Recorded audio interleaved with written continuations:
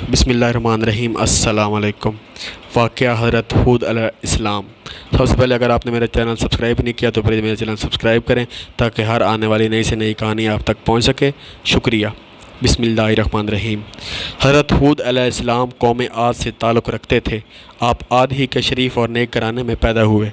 हज़रत हूद अलैहिस्सलाम अल्लाह की तरफ से कौम आद को सच्चाई का रास्ता दिखाने के लिए भेजे गए थे।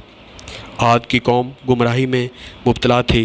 तरह तरह के बुरे काम करना, जुल्म ज़्यादती और लूट मार करना इनकी आदत बन चुकी थी। ख़ासकर कमज़ोर तबका उनके जुल्म और ज़्यादती का शिकार था। गरीब काश्तकारों की ज़मीनें और उनमें पैदा होने वाला अनाज मार दाड़ कर छीन लिया करते थे। उन्हें फसल उगाने की भी मोहलत नहीं देते थे। इसलिए कमज़ोर तबका भूख अफलास में अपने दिन गुजारता था। कौम आद का पेशा काश्तकारी था। वो ज़राअत के तरीक़ों से भी अच्छी तरह वाकिफ़ थे। इसके अलावा पहाड़ों की चट्टानें काट कर उनसे पत्थरों से मजबूत इमारतें बनाते, पहाड़ के गारों में रहते थे, पत्थरों से शिकार करते थे, जानवरों को आग में भून कर खाते थे।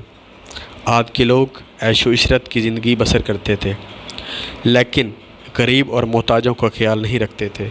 भूखों को खाना नहीं खिलाते थे, बल्कि उनके पास जो भी खाने के लिए होता छीन लेते थे। जो लोग अल्लाह को भूल कर पत्थरों को पूजते हैं, उनके दिल रहम से खाली होते हैं।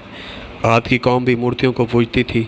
आद की कौम के लोग उनके आगे सजदा करते, उनसे मुरादें मांगते। हज़रत हूद अलैहिस्सलाम अल्लाह के नबी थे। वो बुत परस्ती से रोकते थे, ज़ालिमों को जुल्म करने से रोकते, एक अल्लाह की तरफ बुलाते।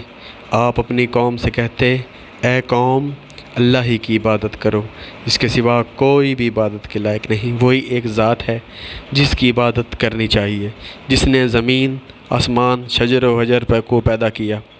ए कौम, तुम्हें क्या हो गया है कि अल्लाह को छोड़कर बुतों को पूज रहे हो? इन बुतों की पूजा से तुम्हें कुछ हासिल नहीं होगा। ये तुम्हारी सरासर जहालत और गुमराही है। बेहतर यही है कि तुम इन बुतों से मुंह मोड़ लो जिन्हें तुमने अपने हाथों से बनाया है। हज़रत हूद अलैहिस्सलाम अपनी कौम को नसीहत करते हुए कहा, अल्लाह ताला ने तुम्हें और सारी कायनात को पैदा किया, ज़मीन में रिज़्क़ का सामान पैदा किया। तुम खेती बाड़ी करते हो, तुम ज़मीन से ज़्यादा अनाज हासिल करते हो। इसके बावजूद तुम दूसरों को अनाज छीनते हो। बल्कि तुम्हें तो चाहिए था कि अपने अनाज में से मुहताजों और गरीबों का हिस्सा निकालते, भूखों को खाना खिलाते, ताकि वो भी तुम्हारी तरह ज़िंदा रह सके। लेकिन तुम ऐसा नहीं करते। जो कुछ अल्लाह ने तुम्हें दिया है उसका शुक्र बजा लो। उसका तरीक़ा ये है कि जिनके पास अनाज नहीं है तुम उन्हें खाने पीने का सामान दो। अगर तुम ऐसा नहीं करते तो ये तुम्हारी बदबख्ती की अलामत है। हज़रत हूद अलैहिस्सलाम की नसीहतें सुनकर लोग जवाब देते, हमसे क्या चाहते हो?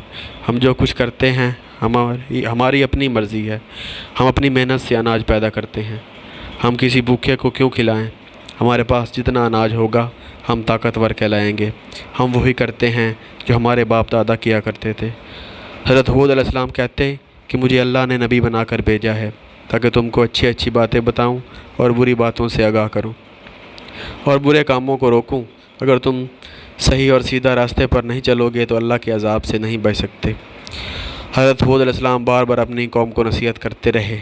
एक मरतबा फिर आपने इन्हीं बातों को दोहराया, ए कौम, मेरी बात मान लो, मैं तुम्हारा भला चाहता हूँ। जो कुछ मैं कहता हूँ उसमें तुम्हारी भलाई है। हज़रत हूद अलैहिस्सलाम गर्मी से समझाते कि किसी कमज़ोर पर जुल्म न करो, किसी का रिज़्क़ तंग न करो। उन्हें प्यार से समझाते कि ए कौम, मैं तुम्हारा भाई हूँ और दोस्त हूँ। मैं तुमसे कुछ नहीं मांगता। मैं जो कुछ करता हूँ इसका सिला मुझे अल्लाह देगा। कौम का शुबा दूर करते हुए कहते, ए कौम, क्या तुम ये समझ रहे हो कि मुझ पर ईमान लाओगे तो तुम्हारी खेती बाड़ी बर्बाद हो जाएगी और तुम्हारे ऐशो इशरत में खलल पड़ेगा?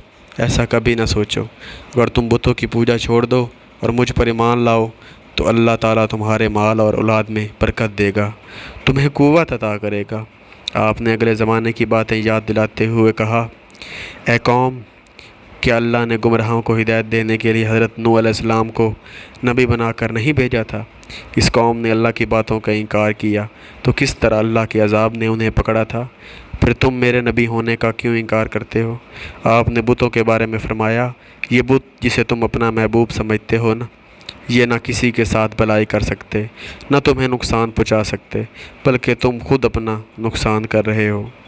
آپ نے انہیں آگاہ کرتے ہوئے کہا، اے قوم، تمہارے جھوٹے معبودوں پر نہ میں ایمان لاؤں گا نہ میں ان سے ڈروں گا۔ میرا بھروسہ اللہ پر ہے جو تمہارا اور ہمارا پروردگار ہے۔ قوم عاد کے لوگ برابر نصیحتیں سنتے لیکن کوئی توجہ نہیں دیتے تھے۔ ایک کان سے سنتے تو دوسرے کان سے اڑا دیتے۔ ایک روز قوم عاد کے لوگوں نے حضرت ہود علیہ السلام سے پوچھا کہ تم بار بار نبی ہونے کا دعویٰ کرتے ہو، اس کی تمہارے پاس کیا دلیل ہے؟ ہمیں دلیل دکھاؤ، ہم دیکھنا اور سننا چاہتے ہیں۔ بغیر دلیل دیکھے ہم اپنے معبودوں کو نہیں چھوڑیں گے۔ اور یہ بھی بتاؤ کہ جس عذاب کی بات کر کے ہمیں ڈرا رہے ہو وہ عذاب کب آنے والا ہے؟ حضرت ہود علیہ السلام نے جواب دیا کہ تم مجھ سے سوال کرتے ہو کہ عذاب کب آنے والا ہے، یہ تو اللہ ہی بہتر جانتا ہے۔ میں تو صرف اللہ کا پیغام پہنچانے والا ہوں اور آنے والے عذاب سے خبردار کرنے والا ہوں۔ ان تمام کوششوں کے باوجود گمراہ قوم راہ سے راست پر نہ آئی۔ اللہ کے غضب نے جوش مارا اور عذاب کے آثار پیدا ہونے لگے۔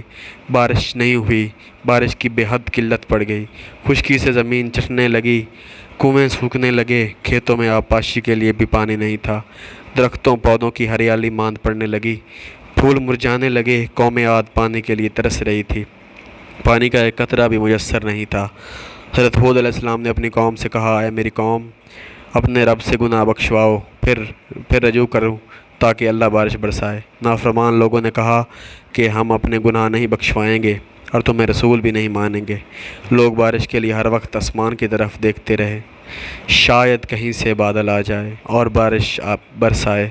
ایک روز ایسا ہی ہوا، بارش کو ایک ٹکڑا نظر آیا، لوگ دیکھ کر خوش ہونے لگے کہ اب بارش ہوگی۔ حضرت ہود علیہ السلام نے فرمایا، جو تم دیکھ رہے ہو یہ برسنے والا بادل نہیں ہے، یہ بادل نہیں بلکہ عذاب کی علامت ہے۔ جس عذاب کی میں خبر دیتا تھا اس کا وقت آ پہنچا ہے۔ جو کچھ مجھے کہنا تھا وہ کہہ چکا۔ جو لوگ حضرت ہود علیہ السلام پر ایمان لا چکے تھے ان کے بارے میں حضرت ہود علیہ السلام سے اللہ نے فرمایا کہ جو لوگ ایمان لائے ہیں ان کو اپنے ساتھ لے کر کسی محفوظ مقام کی طرف چلے جاؤ۔ چنانچہ حضرت ہود علیہ السلام ایمان والوں کو ساتھ لے کر نکل گئے۔ شہر میں اب کوئی ایماندار نہیں رہا۔ لوگوں نے دیکھا کہ آسمان پر بادل کے ٹکڑے تیر رہے ہیں، ہوائیں چلنی شروع ہوئیں۔ ہوا میں اتنی تیزی تھی کہ نہ پہلے کسی کان نے سنا نہ کسی نے دیکھا تھا۔ دیکھتے ہی دیکھتے آندھی چلنے لگی، یہاں تک کہ اپنا ہاتھ بھی دکھائی نہیں دیتا تھا۔ ہر طرف مٹی اور دھول اڑ رہی تھی، بڑے بڑے درخت جڑ سے اکھڑنے لگے، ہر طرف اندھیرا چھا گیا، ہر شے ہوا میں اڑنے لگی، آدمی بھی نہیں ٹھہر سکتا تھا نہ بیٹھ سکتا تھا۔ ہوا کے زور سے بڑی بڑی مضبوط عمارتیں بھی گر گئیں، ہر طرف چیخ و پکار کی آواز میں ہواؤں کے شور میں دب کر رہ گئیں۔ قوم عاد کو اپنی مضبوط مکانوں پر بڑا ناز تھا، یہ تمام مکانات زمین بوس ہو گئے اور زمین پر کچھ نہیں بچا۔ یہ آندھی 8 دن 7 راتیں رہی۔ جب آندھی تھمی تو لاشوں کا پتہ بھی نہیں تھا۔ عاد کی قوم نے غرور و تکبر کیا، ایک اللہ کو چھوڑ کر بتوں کو ماننے لگے، انہی سے مرادیں مانگا کرتے تھے، نبی کی باتوں کا انکار کیا۔ جب عذاب کے دن قریب آنے لگے تو اللہ نے نیک لوگوں کو بچا لیا، گمراہوں کو عبرتناک سزا ملی۔ عاد کی قوم کا صرف کتابوں میں ذکر پایا جاتا ہے۔ تباہ شدہ شہر کے کھنڈرات آج بھی درس عبرت دینے کے لیے زمین پر دیکھے جا سکتے ہیں۔ حضرت ہود علیہ السلام کا مقبرہ حضر موت میں مکلا سے 90 میل شمال کی جانب ہے۔ اس کے چاروں طرف کھنڈرات اور کتبے کثرت سے بھرے پڑے ہیں۔ لوگ ہر سال رجب کے مہینے اس مقبرے کی زیارت کرتے ہیں۔ امید ہے دوستو آپ کو آج کی سٹوری اچھی لگی ہوگی۔ پلیز ایسی مزید سٹوری سننے کے لیے پلیز میرا چینل سبسکرائب کریں۔ انشاءاللہ نئی سٹوری کے ساتھ، نئے واقعے کے ساتھ دوبارہ آپ کی خدمت میں حاضر ہوں گا۔ تب تک کے لیے اجازت دیجیے، شکریہ، اللہ حافظ۔